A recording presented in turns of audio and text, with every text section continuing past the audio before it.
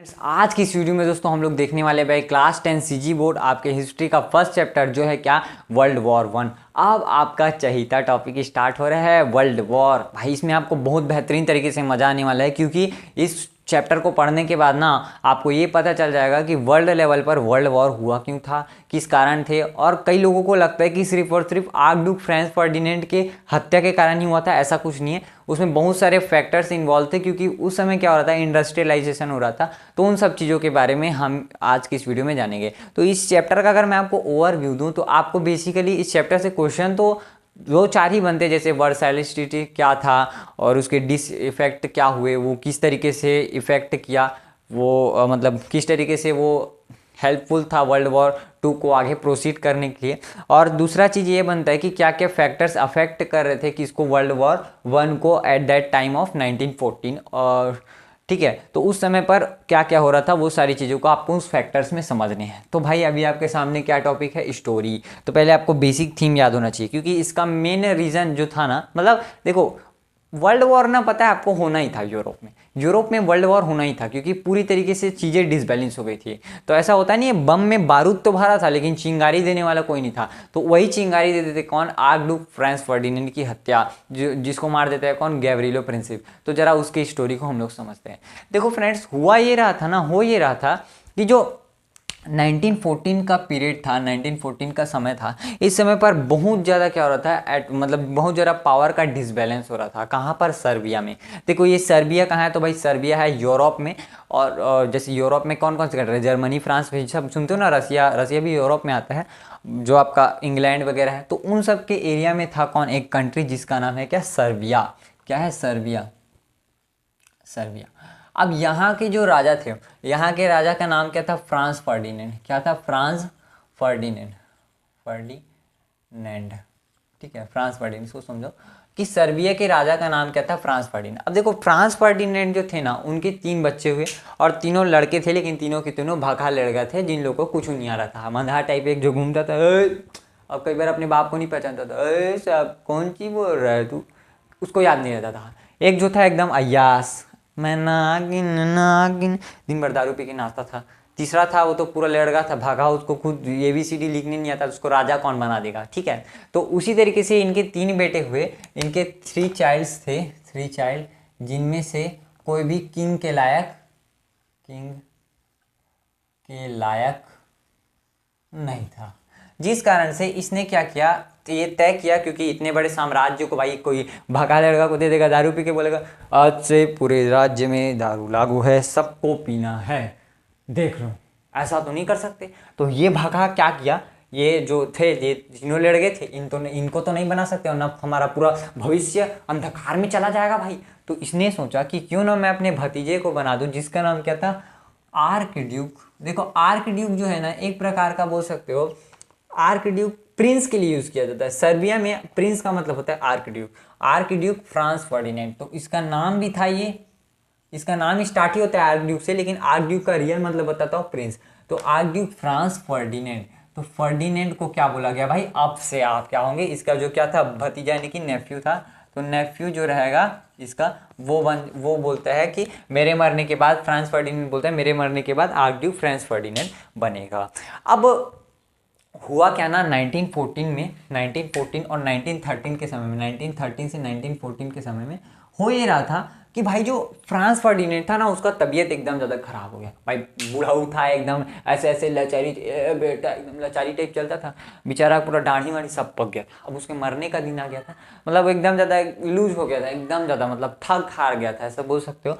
तो भाई मतलब उसको मरने का कगार आ गया था, इसलिए पूरे समाज वाले लोग जान ली, मतलब जैसे सोसाइटी में फैल नहीं जाता, अब हमारा राजा टपकने वाला है, नया राजा बनेगा, तो उसी तरीके से समाज में पूरा फैल चुका था कि जो फ्रांस फर्डिनेंड था मरने वाला है। जिस कारण से आर्कड्यूक फ्रांस फर्डिनेंड क्या करते थे, बाहर मतलब अलग अलग देश में जाकर पैमाना लेते थे। मतलब जैसे अपना एरिया है रे छोटा का, देखो जैसे मेरा साम्राज्य, अब भाई मेरा साम्राज्य है, मैं अभी नया नया राजा बनने जा रहा हूँ, मतलब मुझे हर जगह देखना पड़ेगा ना, यहाँ पे कौन सी काम हो रहा है, यहाँ पे क्या हो रहा है, कहाँ पे मेरा इंडस्ट्रियल एरिया है और कहाँ पे क्या क्या चीज़ें हैं। तो वो सब चीज़ों की देखने के लिए जो फ्रांस फर्डिनेंड था वो अपना दौरा करते रहता है। अब इसी के बीच में आपको एक पॉइंट पढ़ना पड़ेगा, क्या कि भाई हुआ ये ना कि 1908 में देश है एक, 1908 में एक देश था जिसका नाम है क्या, आपका उसकी राजधानी है सेराजेवो, उसका नाम है क्या, बोस्निया हर्जोगोविनिया। क्या है, बोस्निया हर्जोगोविनिया। तो 1908 में हुआ ये कि बोस्निया हर्जोगोविनिया को ना कौन कब्जा कर लेता है, ये फ्रांस फर्डिनेंड। Franz Ferdinand. अब भाई वहाँ के लोग इसके कब्जा होने वाले नहीं थे, मतलब चाहते नहीं थे इससे मिलना, और इसने हरा दिया था युद्ध में और ये लोग मिला लिए थे इसको। इसलिए जो फ्रांस फर्डिनेंड था ना, वो यहाँ पर जाने से डरता था। क्यों डरता था, क्योंकि वहाँ के लोग इसके ऊपर बहुत ज़्यादा बगावत करते थे, इसको निपटा देंगे, टपका देंगे, डोकरा तो खसक रहे, ज़्यादा बात मत करे, खसक इधर डोकरा करके उसको सल्टा देते थे। इसलिए ना ये जानता था और यहाँ पर हो भी रहा था, जिस कारण से ये लोग सोच लिए थे कि हमको कुल मिला के ये जो हमारा नया है भाई सर्बिया, यहाँ से टूटना है, हमको अपना अलग देश बनेंगे, बोस्निया हर्जोगोविनिया। ये बात वहाँ पर चल रही थी, जिस कारण से वहाँ पर अलग अलग जो है क्या बन रहे थे, ग्रुप बन रहे थे। और वही ग्रुप क्या किए, आतंकवादी टाइप, जैसे बोलते नहीं आतंकवादी टाइप, तो वो लोग क्या कर रहे थे, आतंकवाद की, हमारा राजा होना चाहिए। तो वहाँ पर एक ग्रुप था जिसका नाम था क्या, ब्लैक हैंड ग्रुप। अब जो ब्लैक हैंड ग्रुप रहता है वो क्या करता है, इसको एक बार आप नोट कर लीजिए, अब मैं इसके आगे बताता हूँ। तो जो आपका ब्लैक हैंड ग्रुप होता है ना, ब्लैक हैंड, ऐसे मिटा देते हैं, जो आपका ब्लैक हैंड ग्रुप रहता है ना, वो क्या करता है, वहाँ पर एक आतंकवादी संगठन टाइप का रहता है। वो लोग सोच लिए रहते हैं अगर इस बार कोई राजा आया, क्योंकि ये डोकरा था तो डोकरा तो मर जाएगा, लेकिन इस बार कोई नया राजा आया तो उसको हम लोग टपका देंगे। अब ये जो ब्लैक हैंड ग्रुप था भाई, ब्लैक हैंड ग्रुप एकदम तैयारी में था, अरे राजा तेरे बजाते हैं बाजा, तरीके से मारने की कोशिश कर रहा था। अब जो ब्लैक हैंड ग्रुप रहता है, इसी का एक जो लड़का रहता है जिसका नाम रहता है क्या, गैवरिलो प्रिंसिप। क्या रहता है, गैवरिलो, छोटा इसका स्पेलिंग क्या था, गैवरिलो प्रिंसिप।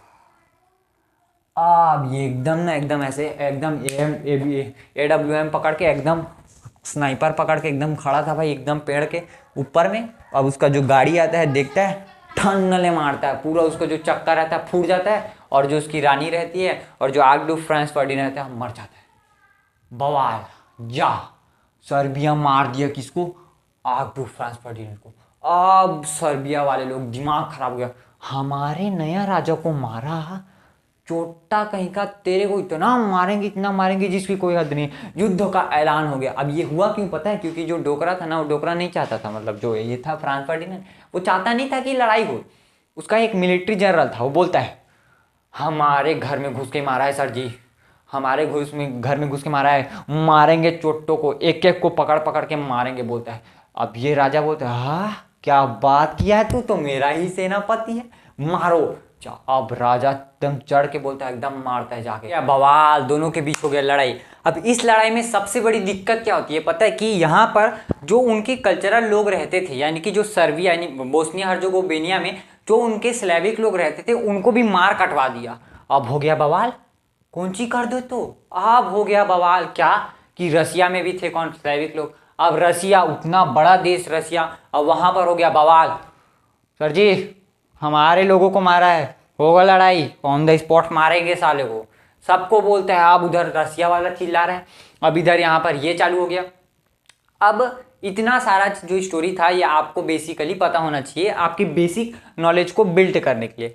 अब हम लोग एक ऐसे फेज में मैं आपको लेके जाने वाला हूँ जिससे आपका एक पूरा दिमाग खुल जाएगा कि वर्ल्ड वॉर 1 सिर्फ इसी कारण से नहीं हुआ है भाई। वर्ल्ड वॉर के होने के लिए बहुत सारे जो आपके क्या थे, बहुत सारे फैक्टर्स थे जिन्होंने अफेक्ट किया था। मतलब ऐसा नहीं है कि सिर्फ इसको गोली मार दिया ठाकले, ऐसा गोली मार दिया गैवरिलो प्रिंसिप ने, इसके कारण मर गए और फिर वर्ल्ड वॉर हो गया, ऐसा बात नहीं। इसके लिए बहुत ज़्यादा क्या थे, बहुत सारे यहाँ पर मल्टीपल फैक्टर्स थे। चलो तो उन फैक्टर्स को हम लोग अभी विस्तार से देख लेते हैं।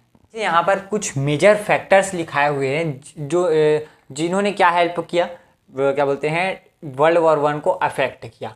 अब सुनो यहाँ पर सबसे पहली बात, इंडस्ट्रियलाइजेशन। देखो इंडस्ट्रियलाइजेशन कहने का मतलब है पैसा। पैसा कैसे, तो अब भाई अब मुझे बताओ, अगर आपके देश में ज़्यादा से ज़्यादा इंडस्ट्रीज होंगी, ज़्यादा से ज़्यादा मैकेनिकल थिंग्स होंगी, तो कोई भी काम जो है जल्दी होगा, और जल्दी होगा तो उसका आउटकम जल्दी आता है, और आउटकम जल्दी आएगा तो आपको प्रॉफिट भी ज़्यादा होगा as comparison of economic system. मतलब कि ज़्यादा से ज़्यादा वहाँ पर यूरोप में क्या हो रहा था, इंडस्ट्रियलाइजेशन हो रहा था, सीधी भाषा में समझो तो ज़्यादा से ज़्यादा इंडस्ट्रियलाइजेशन हो रहा था, जिस कारण से इकोनॉमी एकदम बम से पूरा क्या हो जाता है, पूरा एकदम ग्रो करता है, जिस कारण से क्या होता है, पूरा इंपेरिकल पावर क्या हो जाता है, डिसबैलेंस हो जाता है। इससे हुआ क्या, देखो पहले ब्रिटेन में क्या था, पहले ब्रिटेन में आया क्या, टेक्सटाइल इंडस्ट्री। ब्रिटेन में पहले आप सबको पता होगा मैनचेस्टर बहुत ज़्यादा क्या होता है, कपड़ा उद्योग के लिए फेमस है।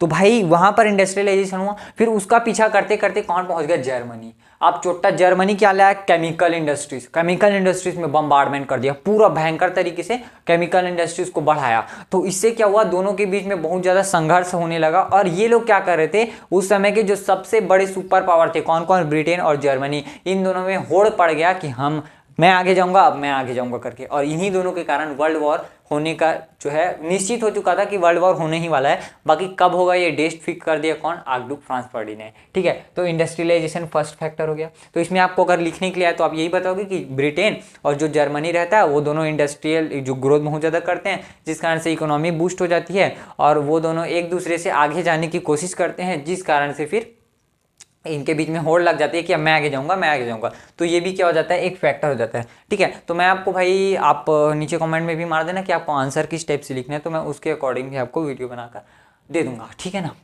SST के लिए।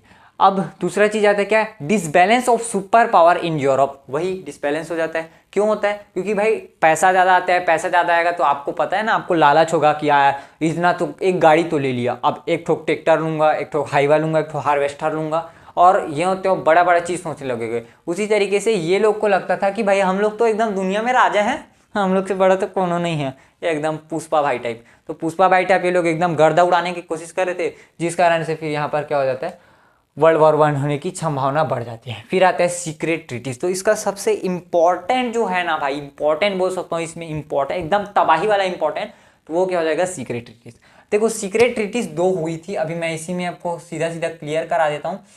बाकी ये टॉपिक ही अलग है, लेकिन अभी सीधा पढ़ लो, क्योंकि इसके बाद हम लोग डायरेक्ट घुसेंगे कहाँ पर, लड़ाई पर। और लड़ाई में फिर आपको मार काट होगा, मार काट होकर कोई जिता दूंगा, फिर जीतने के बाद फिर वो क्या हो जाएंगे, विनर हो जाएंगे। और उसके बाद फिर वर्सेलिस ट्रीटी होता है, वर्सेलिस ट्रीटी के बारे में देखना, फिर ये चैप्टर आपका खत्म हो जाएगा। ठीक है, तो सीक्रेट ट्रीटी के बारे में समझते हैं। देखो सीक्रेट ट्रीटी में 2 सबसे बड़े सीक्रेट ट्रीटी होती है। क्या होता है, एक होता है ट्रिपल अलायंस, और ये होता है क्या, ट्रिपल एंटेंट।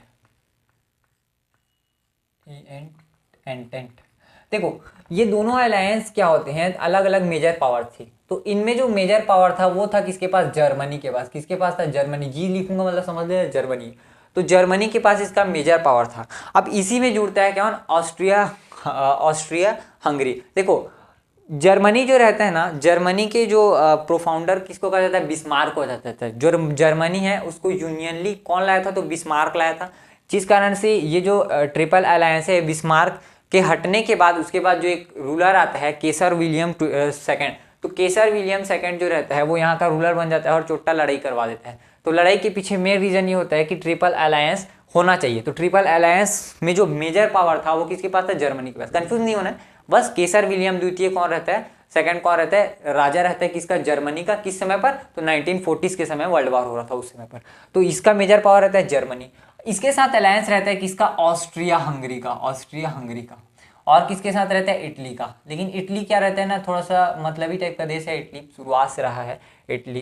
ठीक है ना, तो इटली यहाँ पर मतलबी हो जाता है। और फिर क्या हो जाता है, ये 1915 में इसके पास भाग जाता है, किसके पास, ट्रिपल एंटेंट के पास। ये होता है किसमें, 1882 में होता है ये, और ये होता है आपका 1908 में होता है। ठीक है, ये वाला। तो ट्रिपल अलायंस में कौन रहता है, जर्मनी, ऑस्ट्रिया हंगरी और इटली रहता है, लेकिन बाद में इटली भी हट जाता है। उसके बाद ट्रिपल एंटेंट। तो ट्रिपल एंटेंट जो रहता है इसमें मेजर पावर जो रहेगा वो किसके पास रहता है, ब्रिटेन के पास और रसिया के पास, और इसमें फ्रांस भी रहता है। उसके बाद 1917 में होता ये है क्या, इनकी जो एक टेरिटोरियल शिप रहती है, ठीक है, उस शिप को गिरा दिया जाता है किसके द्वारा, मतलब सबमरीन के द्वारा। जो सबमरीन था जर्मनी के द्वारा, मतलब यूएसए जो रहता है उसका एक सबमरीन था, उस सबमरीन को ना ये लोग फोड़ देते हैं, मतलब सबमरीन बोलते हैं, एक बोट रहता है जिसको ये लोग फोड़ देते हैं। अब फोड़ने के बाद होता यह है कि उसमें जो 11 सिविलियन थे इसके, तो यहाँ पे 108 धुन 11 जो सिविलियन रहते हैं अमेरिका के मर जाते हैं, जिस कारण से 1917 में फिर यूएसए भी क्या हो जाता है, इस वर्ल्ड वॉर में शामिल हो जाता है। चलो अब प्रसादी तो बट ही रहा है, देखो 4 कंट्री हो, ये चोट्टा आ गया तो 5 कंट्री, और यहाँ पे 2 कंट्री। सोचो उसके बाद भी जर्मनी इतना तहलका मचाया था ना इस वॉर में, जिसकी कोई हद नहीं है। मतलब इतना मारा था इन लोग को, लोग तब भुट्टा जर गया था, इटली यहाँ घुसा था। लेकिन अच्छा हुआ जर्मनी मर गया, वरना हम ही लोग के लिए थोड़ा दिक्कत हो जाता। तो ये क्या है आपका अलायंस, उसको अच्छे से आप लिख लेना, ठीक है ना। मैं जो जो बोल रहा हूँ अभी उसको नोट्स बनाना, क्योंकि वीडियो के साथ साथ आपको नोट्स बनाते चलना, ठीक है। उसके बाद आता है क्या, ग्रुप डिवाइडेशन। ग्रुप डिवाइडेशन वही आपको लिखना है कि ट्रिपल अलायंस था, ट्रिपल एंटेंट था, और ये जो ग्रुप था इसे हम लोग बोलने लगे क्या बोलते हैं, एलाइड पावर। देखो इसको बोलेंगे एक्सिस पावर। एक्सिस पावर मतलब ये क्या थे, सेंट्रल थे, इसलिए इसे सेंट्रल पावर या एक्सिस पावर बोला जाता है। फिलहाल के लिए आप सेंट्रल पावर याद कीजिए, लेकिन वर्ल्ड वॉर में जब हम जाएंगे तो वहाँ पर वो एक्सिस पावर हो जाता है, जहाँ पर किसी एक सुपीरियर लीडर के द्वारा क्या किया जाता है, रूल किया जाता है। तो यहाँ पर सेंट्रल पावर आएगा, क्योंकि यहाँ पर आग डुक हो जाएगा। जर्मनी में आपका केसर विलियम II रहता है, और इटली का कौन लड़का कोई रहता होगा। अब ग्रुप डिवाइडेशन किस तरीके से हुआ, तो यहाँ पर आप लिखोगे कि ये जो ग्रुप वाला है ये लोग क्या है, सेंट्रल पावर के हैं, और ये जो ट्रिपल एंटेंट वाले हैं ये लोग किसके हैं, एलाइड फोर्सेस हैं। इसको बोला जाता है allied forces. Trouble to control Africa. देखो उस समय पर आपको कॉलोनियलिज्म, अभी आप देखो ये जो है वर्ल्ड वॉर 1 है ना, इसमें आपको बहुत सारा चीज़ें सीखने को मिलेगी, लेकिन आप इसी चैप्टर से हर वो चीज़ नहीं सीख सकते जो आपके लिए जानना जरूरी है। तो इसी के लिए आप जो 10th का हिस्ट्री पढ़ोगे, ये पूरा वर्ल्ड हिस्ट्री है। इसमें आपको अगर जो 10th का हिस्ट्री पढ़ा है उसको वर्ल्ड जो हिस्ट्री है ना वो पूरा माइंड में सेटअप हो जाता है। कॉलोनियल पीरियड ये था, ये हुआ, मास मीडिया का फैल था, ये हुआ, वर्ल्ड वॉर 2 इसलिए हुआ, रशियन रिवॉल्यूशन क्या था, ये सब चीज़ आपको पता चलेगा। इसलिए हिस्ट्री बहुत ज़्यादा इंटरेस्टिंग है इस साल का। तो भाई यहाँ पर आपको ट्रबल ऑफ अफ्रीका को कंट्रोल करने के लिए जर्मनी और ब्रिटेन के पीछे बहुत ज़्यादा होड़ लगा था, क्योंकि भाई उन लोग वहाँ पर जानते हो ट्राइबल पीपल रहते हैं, तो इन लोग थोड़े पढ़े लिखे थे। इन लोग बोलते थे कि भाई हम लोग तुम्हें स्वच्छ बनाने के लिए आए हैं, तुम लोग थोड़े दलिद्दर हो। अब उन लोग को भी देख कर लगता था यार कितना साफ सुथरा, एकदम चिकना है, छोटा कहीं का एकदम चिकना है, ये तो हमको भी चिकना कर देगा। और यहाँ पर चिकना चिकना करते करते पूरा देश को ही चिकना दिया, ठीक है। तो इसी तरीके से ये लोग छोटे लोग करते हैं, क्या बोल सकते हैं इनको, क्या ही बोले। तो ट्रबल टू कंट्रोल अफ्रीका भी एक कारण हो गया। छठवां कारण ये होता है टू रूल द वर्ल्ड। अब ये लोग सोचने लगे आप तो पूरा दुनिया में राज करेंगे हम। सोचो उस समय ब्रिटेन जो था ना पूरे अकेले 20% दुनिया पर राज कर रहा था, 20%, छोटा 20% ब्रिटेन अकेला, बचा 80%। उसमें रसिया देखे कितना बड़ा है, उसके बाद जर्मनी और मनी होते हैं। 20% पर ब्रिटेन कब्जा कर था, इसलिए वहाँ का उस समय का सबसे बड़ा पावरफुल, मुझे कोई पूछेगा तो भाई 1914 के समय था ब्रिटेन, और उसके बाद था क्या, जर्मनी। ये दोनों के बीच में एकदम टसल रहता था भाई, एकदम करारा का टक्कर। और उस समय यूएसए तो सब बच्चा था, उस समय कुछ नहीं हुआ। ये सब सेकेंड वर्ल्ड वॉर के बाद डेवलप होते हैं, तो ये सब चीज़ें हैं। तो इस तरीके से आपका फैक्टर होता है, इसे आप कहीं पर नोट कर लीजिए। अब जो लड़ाई हुआ है उसको हम लोग आगे प्रोसीड करते हैं। स्टोरी का क्लाइमैक्स बचा है, अब यहाँ पर बहुत बड़ा युद्ध होने वाला है, जिसे हम लोग वर्ल्ड वॉर 1 के नाम से जानते हैं। तो चलो इस युद्ध में हम लोग भी पार्टिसिपेट करके देखते हैं किस तरीके से होता है लड़ाई। अब मैंने आपके पीछे यहाँ पर कुछ बेसिक से एक रफ डायग्राम बनाए हैं, जिसमें ये आपको कुछ यूरोप का डायग्राम मिलेगा। इसी तरीके से आपको यूरोप में जो है मैप देखेंगे तो आपको वहाँ पर मिल जाएगा। देखो यहाँ पर ऊपर की ओर रशिया है, यहाँ पर जर्मनी, ऑस्ट्रिया, सर्बिया, यहाँ पे बेल्जियम, यहाँ पे फ्रांस, यहाँ पे इटली, और यहाँ पे ग्रेट ब्रिटेन। आप बोलोगे सर जी यहाँ पर क्या आप गोभी फूल का भाटा वाटा कुछ भी बना दिए हो, ठीक है। तो ये कुछ नहीं है, मैं आपको एक बेसिक से मैं यहाँ पे बता देता हूँ। जहाँ पर मैंने इसे फूल टाइप का बनाया है, ये लोग क्या है, दोस्त हैं। क्या है, दोस्त हैं बोले तो ये वाला जो पार्ट मैंने यहाँ पर ब्लैक ब्लैक से बनाया है, तो ये दोनों एक ही ग्रुप में आते हैं। अब बोलोगे सर जी ये इडली को तो क्या बना दियो, पिज्जा बर्गर, कुछ समझ नहीं आ रहा क्या बना। तो यहाँ पर आधा मैंने इसको इन लोग की तरफ दिया, आधा इन लोग की तरफ, क्योंकि जो 1915 के बाद ये जो है बेसिकली उस तरफ चले जाते हैं। और जो डब्बे में आप सबको पता है लोग दोस्ती ही हैं। तो अब जरा हम लोग स्टोरी को स्टार्ट करते हैं। देखो जहाँ पर हमने छोड़ा था उसको आपको याद रखना है। कहाँ पर हमने छोड़ा था, लड़ाई हुआ, स्लेविक लोग को ठोक दिया। अब स्लेविक लोग को ठोका कौन, ऑस्ट्रिया। ऑस्ट्रिया मारा चोटा स्लेविक लोग को धड़ धड़ आके। स्लेविक लोग फोन करता है, वे रसिया भाई बचा ले भाई, ये बहुत मार रहा है छोटा, बहुत मार रहा है। रसिया बोलता है कौन मारा रे, चलो मेरे भाई को मारा, हमको मारेगा, चल। रसिया कूद दिया सर्बिया में, ऑस्ट्रिया में, चोटा बाहर निकल, यहाँ से बाहर निकल, तेरे को छोड़ दूंगा करके।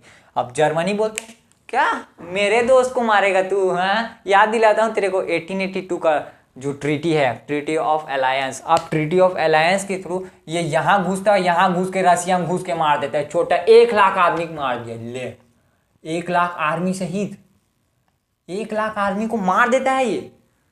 वहां पर कौन था, सार निकोलस II, आपको रशियन रिवॉल्यूशन में पढ़ना, सार निकोलस II देखते रह गए, हाँ हम तो यहाँ मारने गए थे, ये कौन सा कूद दिया। अब ये मार दिया। अब रसिया बोलता है भाई दोनों front, 2 front war is very difficult, क्योंकि भाई आपको एक तरफ से यहाँ से लड़ना पड़ेगा और एक तरफ से यहाँ से। अब एक ऑटोमन तुर्की वाला फोन लगाता है, तुर्की वाला बोलता है भाई हाँ, अब हमसे बहुत मजा लिया था तुम। मतलब जो रसिया रहता है और तुर्की का पड़ता नहीं है ना, तो रसिया और तुर्की का पड़ता नहीं है, तो तुर्की वाला बोलता है चलो जर्मनी हम भी तुम्हारे साथ है। ऑटोमन एम्पायर आ जाता है यहाँ पे। कौन आ जाता है? Ottoman empire. अब जो ऑटोमन वाला रहता है एम्पायर, इसमें इसका लीडर रहता है जिसका नाम रहता है क्या? मुस्तफ़ा कमाल पाशा। क्या नाम रहता है? मुस्तफ़ा कमाल पाशा। इसको हम लोग अतातुर्क के नाम से जानते हैं। क्या कहते हैं? अतातुर्क। आपके बुक के सामने में लिखा होगा अतातुर्क।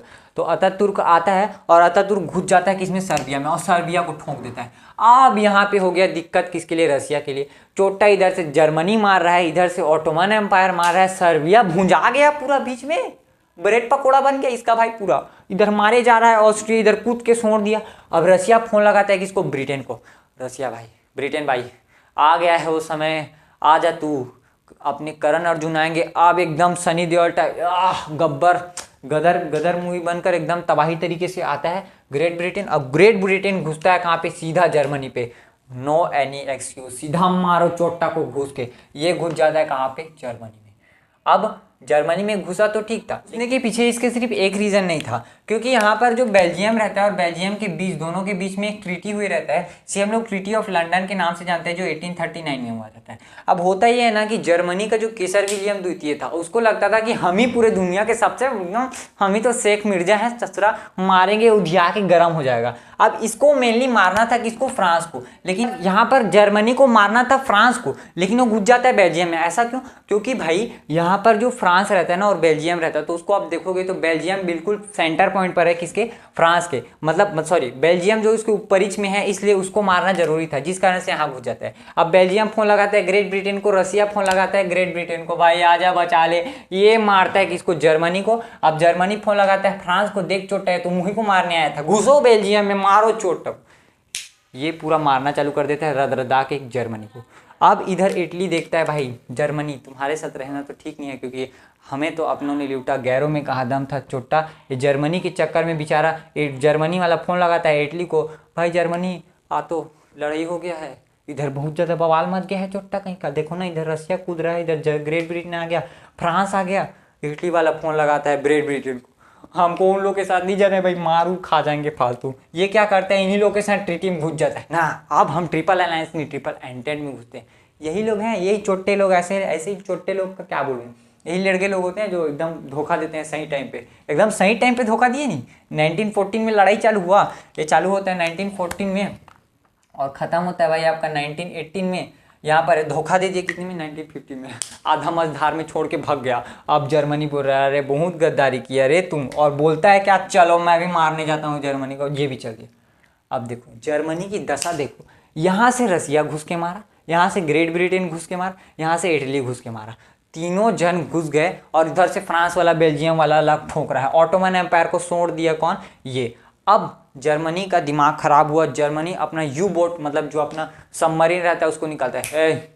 चलो रे निकालो सबमरीन, अभी भी हम जिंदा है, हमको कोई नहीं मारेगा। अभी रसिया को मार ही रहे हैं, ग्रेट ब्रिटेन को मारेंगे और इटली फ्रांस को भी मारेंगे। अब ये निकालता है कि अपना सबमरीन, क्या निकालता है? सबमरीन।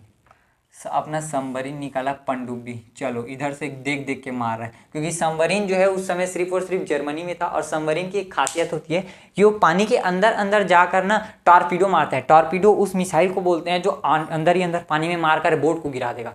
अब ये चोट्टा अंदर ही अंदर घुस के जाता था, मार देता था इसके बोट को। अब फड़फड़ा गया कौन? Great Britain. अब एक बार हुआ क्या, यहाँ से शिप जा रहा था कहाँ? ब्रिटेन। यहाँ से शिप जा रहा था ब्रिटेन। किसका किसका शिप जा रहा था भाई? तो ये जा रहा था आपने अमेरिका का शिप जा रहा था यहाँ पर, ये जा रहा है अमेरिका का शिप कहाँ पर? ग्रेट ब्रिटेन, वहाँ के पैसेंजर्स को छोड़ने के लिए।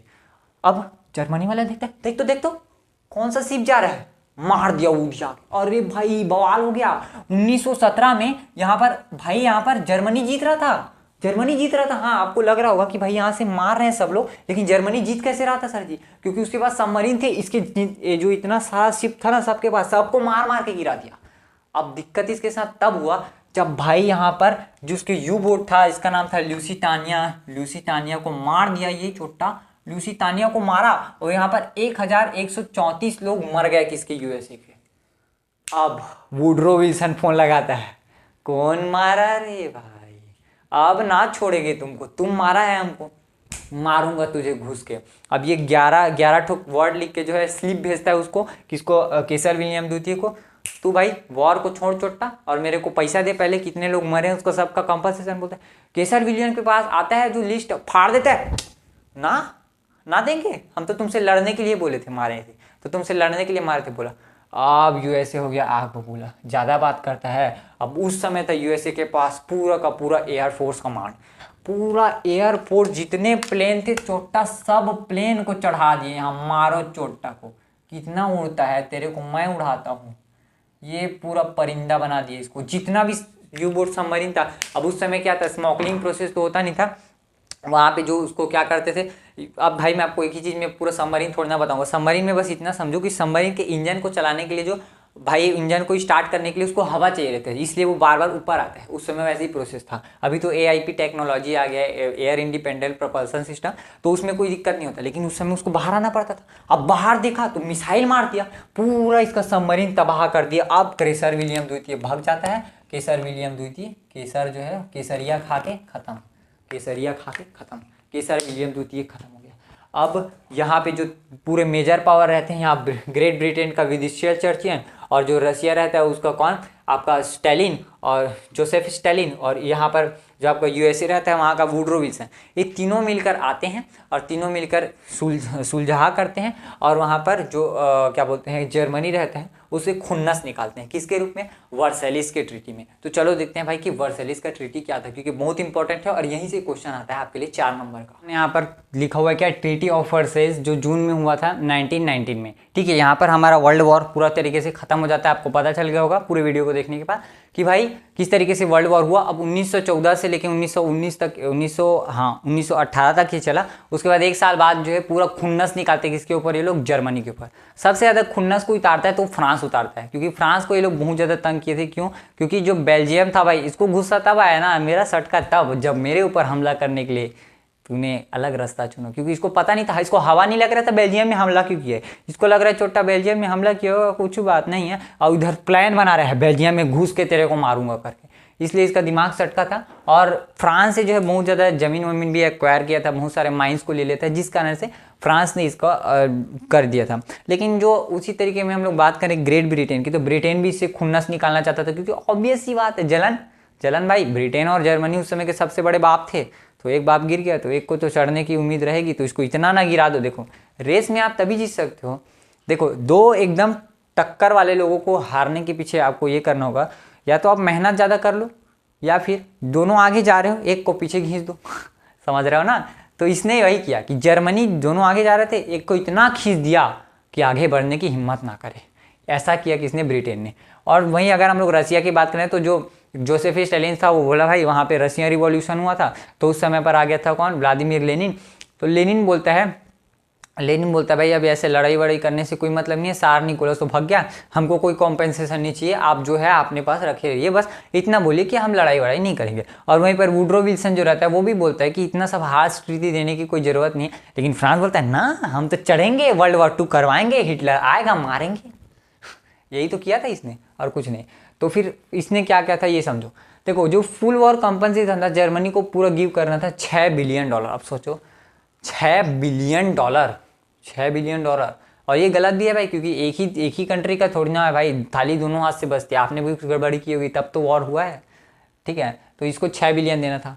रिटर्न ऑल एनेक्स्ड ट्रीटीज, मतलब इसको सारे एनेक्स्ड ट्रीटी को रिटर्न करना था, मतलब जो भी इसने टेरिटरी कब्जियाया था उस सब को वापस करना था। सार कोल माइन जो था उसे रिटर्न करना था फ्रांस, क्योंकि फ्रांस से किया था इसलिए उसको फ्रांस को रिटर्न करना था। ऐसे को लोराइन रीजन जो था उसको जर्मनी ने, जो बिस्मार्क था उसने 1871 में अपने पास जोड़ लिया था, लेकिन उसको जो है फ्रांस को इसे वापस रिटर्न करना पड़ा। और इसके लिए एक रेस्ट्रिक्शन लगा दी गई भी कि अब आप सोल्जर 1 लाख बस रख सकते हो अपने देश में। सोचो कितनी बड़ी बात है कि एक देश में सिर्फ 1 लाख सोल्जर है। अब बाकी लोग को भी पता है कि इसके पास 1 ही लाख है, पता चला लोग 5 लाख चढ़ के जर्मनी को कब्जा कर लेता। ये कोई नहीं सोचा, इन लोग एकदम निर्दयी टाइप का हार्श ट्रीटी देख लिए। अब इसी के बाद आता है कौन, हिटलर। इतना हार्श कैसे किया, चलो तुम्हारा बजाते हैं। अब वो वर्ल्ड वॉर 2 करवा दिया बेचारा जर्मनी छोटा, इतना अच्छा देश है जर्मनी। देखो जर्मनी आज़ाद हुए, जर्मनी को 1918 में आज़ाद हुआ है, अभी देखो इतना ज़्यादा डेवलप हो गया। हमारे देश को देख लो कब से आज़ाद हुआ है। और ये हमारे देश का जो है ना, ये सब नेतवान लोग किए हैं कांड, जो छोटे लोग इतना करप्शन करते हैं ना, इन लोग लेड़गे लोग को क्या ही बोलूँ मैं, क्या ही बोल सकते हैं भाई नेता लोग को भी, ठीक है ना। सब नेता लोग करप्शन करके हम लोग के देश को डुबा दिया और हम लोग का देश आज कहाँ नहीं होता। चलो हम पहुंचाएंगे, कोई दिक्कत वाली बात नहीं है। तो जर्मनी बहुत ज़्यादा डेवलप हो गया। देखो आप जब वर्ल्ड वॉर 2 भी पढ़ोगे तो आपको ऐसा लगेगा कि हाँ यार छोटा जर्मनी के कारण सब होता है। वहाँ पे केसर विलियम केसरिया खा के थूक रहा था, यहाँ पे हिटलर आ जाता है, हिटलर सबका बजा के राख कर देता है। लेकिन हिटलर की एक गलती थी, वो आपको वर्ल्ड वॉर 2 में देखना है, तो वर्ल्ड वॉर 2 आप देख लेना, मैं वीडियो बना चुका हूँ, ठीक है ना, उसमें मैंने पूरा चीज़ अच्छे से बताया था। अब ये सब चीज़ तो ठीक है, इसके बाद भी एक चीज़ होती है जिसको हम लोग बोलते हैं लीग ऑफ नेशन। देखो लीग ऑफ नेशन क्या था, तो लीग ऑफ नेशन एक कमीशन है, जैसे सब कमीशन होता है ना। अच्छा ये वाला जो स्लाइड था ये फिर बहुत इंपॉर्टेंट हो जाएगा, इसको आप ऐसे नोट्स में लिख लीजिएगा आपको रिविजन करने के लिए। बाकी जो आपको परीक्षा बोध वगैरह मिलेगा वहाँ पर आपके इंपॉर्टेंट रहेगा ये, तो उसमें से 4 पॉइंट लिखना है, या फिर जो मैंने 4 बताया उसको तो आप लिख ही सकते हो अपने ओन वर्ड में। एक है क्या, लीग ऑफ नेशन। देखो लीग ऑफ नेशन क्या है ना, अभी आपने कहीं कहीं नाम सुना होगा यूएनओ, यूनाइटेड नेशन ऑर्गेनाइजेशन, इसको हम लोग वर्ल्ड वॉर 2 में देख चुके हैं, मतलब देखेंगे। तो लीग ऑफ नेशन जो है ना उसी तरीके का था, बस ये league of nation second world war को होने से नहीं रोक पाता, जिस कारण से ये रद्द हो जाता है। तो लीग ऑफ नेशन को यूएसए के प्रेसिडेंट ने 10 जनवरी 1920 को लाया था, जिसका नाम था वुडरो विल्सन। वुडरो विल्सन ने इसमें बोला था कि हम देश की इकोनॉमी को बहुत ज़्यादा क्या करेंगे, विल्सन उसको बहुत ज़्यादा बूस्ट करेंगे। अब हम लोग देश को बहुत एकत्रित करेंगे सब देश को, और देश में अब ऐसा कोई भी तानाशाह वगैरह नहीं चलेगा, अब से सब जगह डेमोक्रेसी वगैरह रहेगा करके। और फिर उसने बोला था कि हम ह्यूमैनिटी को क्या करेंगे, इनबिल्ट करेंगे, ह्यूमैनिटी का जो है बहुत ज़्यादा अच्छा दर्जा देंगे, क्योंकि वर्ल्ड वॉर में बहुत ज़्यादा मैसेकर, मतलब आज तक वर्ल्ड वॉर से पहले भी तो हम जानते हैं कि वर्ल्ड वॉर 2 हो चुका है, लेकिन वर्ल्ड वॉर से पहले आज तक ऐसा कोई युद्ध नहीं हुआ था जहाँ पे इतने लोग मरे थे। इसलिए सब लोग के मन में दहशत हो गया था, जिस कारण से इसने बोला कि हम ह्यूमैनिटी लाएंगे वगैरह वगैरह, पीस वगैरह लाएंगे, और एंटी डिटेक्टिंग लॉ यानी कि कोई भी वॉर वेपन ज़्यादा यूज़ नहीं करेगा, इस सब चीज़ के बारे में लाएंगे। तो इस तरीके से फ्रेंड्स आपका ये चैप्टर जो है ख़त्म होता है, और ये वाला जो मैंने टॉपिक बताया इससे क्वेश्चन आते हैं, तो अभी से 4-5 क्वेश्चन कर लेना, मतलब 4 पॉइंट इसके याद कर लेना, फिर आपसे बन जाएंगे। और मैं इसके नेक्स्ट वीडियो में आप कमेंट मार देना कि इसके इंपॉर्टेंट क्वेश्चंस को लाने हैं कि फिर नेक्स्ट जो आपका वीडियो है उसे प्रपोज करना है। तो भाई मिलते हैं नेक्स्ट वीडियो में, तब तक के लिए बाय बाय। और आप सबको ये जो नोट्स बना रहा हूँ उसको आपको तहे दिल से लिखना है, और जो मैं होमवर्क देते जाता हूँ उसको करना है, फिर आप सबका परसेंट एकदम बम